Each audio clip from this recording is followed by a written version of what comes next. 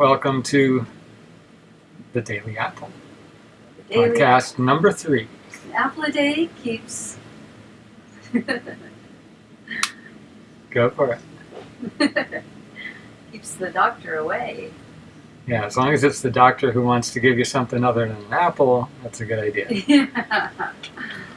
What was it? The people who eat about 7 servings of fruit and vegetables a day. What was the statistic? Shoot. You're better with statistics.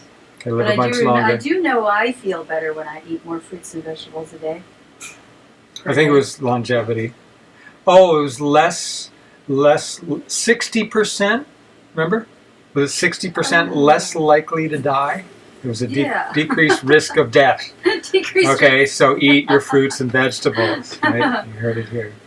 The Daily Apple. So, you have questions about the... Well, I think if you want to start with the your model, the clinical theory of everything. Yeah, we're going to start. We're going to start at the. This is a great entry point for us normal people. Not, I'm speaking of the royal us, because I know I'm not a normal person, but our listeners, hopefully, some of them are normal people. Some are like us too, and that's cool. Healers and doctors and such, scientists, and we can start at other points in unraveling the model. But for the human being in us, we all have that. It's a little hard to hear you. My microphone can come about to there before it comes in the shot. It's at the edge of the shot, but that should be fine. And I'll be tweaking the sound. Oh, you will. Okay. Yeah, and besides, you're not listening you're listening from behind me. You're not listening to the sound that I'm recording. You're listening to the sound that's bouncing off of the wall in front of me then going to you. Okay. Yeah. Okay, good. So the entry point for us today here on the show, in the clinical theory of everything, is consciousness. Something we all share. You're listening. You have ears to hear. And so we want to enter the model through the eyes of the ancient Chinese culture, because they had it hooked up pretty good.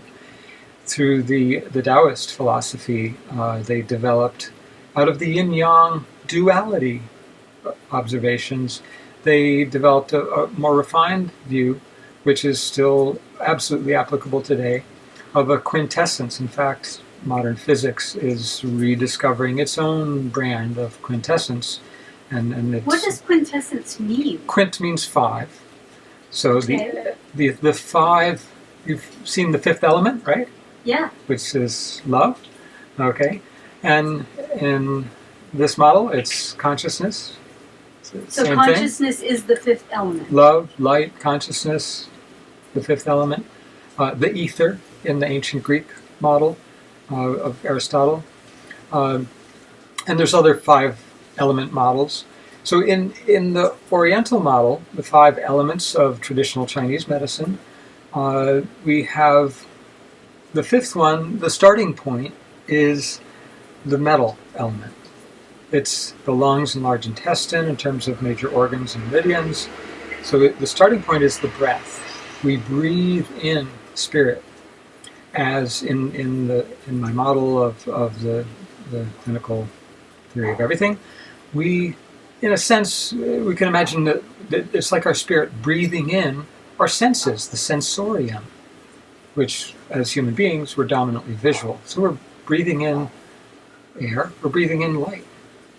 When we open our eyes in the morning, the temperature in the brain goes up several degrees. It takes a few minutes for this increased circulation in the cranial cavity to dissipate that extra heat energy and bring the temperature back down to normal, because we're just using so much metabolic energy to run the brain.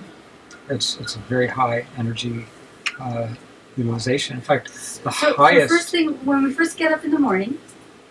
When we first open our eyes... Oh, okay, we're not even up. We don't even have to move the body.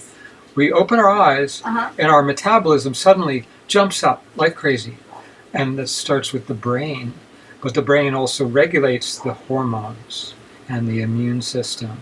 So our systems get into gear. Why? Because there's light coming through the eyes. The So eyes, light comes through the eyes, and that is and you're equating that with air coming into the lungs as being a form of breath. in the clinical theory of everything, Yeah. I'm modeling the sensorium in that phase, in that first step of the development of consciousness. We have reflex consciousness. We have the animal soul in Oriental medicine, which is the white soul, the white powder gold, the white powdered minerals in alchemy that make up the spirit body.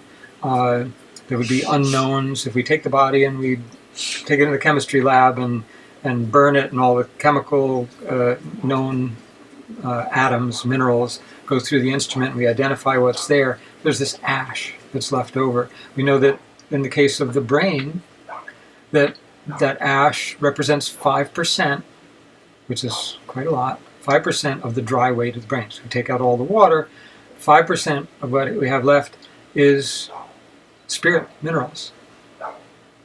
They're unknown to anyone who has studied only in conventional modern academic training. I thought I knew a lot about minerals. I knew all the holistic aspects of minerals, the European biological medicine, the trace mineral therapies from Germany, and how they're used as catalysts, heavy metal detoxification, all these different aspects of minerals. I knew nothing about the spirit minerals until I came across the information about Ormus is the term that's being used by a major study group online. These are basically modern alchemists. The ancient alchemists encoded all their information, so it's very cryptic and very hard for anyone but the person who wrote it down to understand what the terms mean. The modern alchemists, we have a common language, and it's still going to be a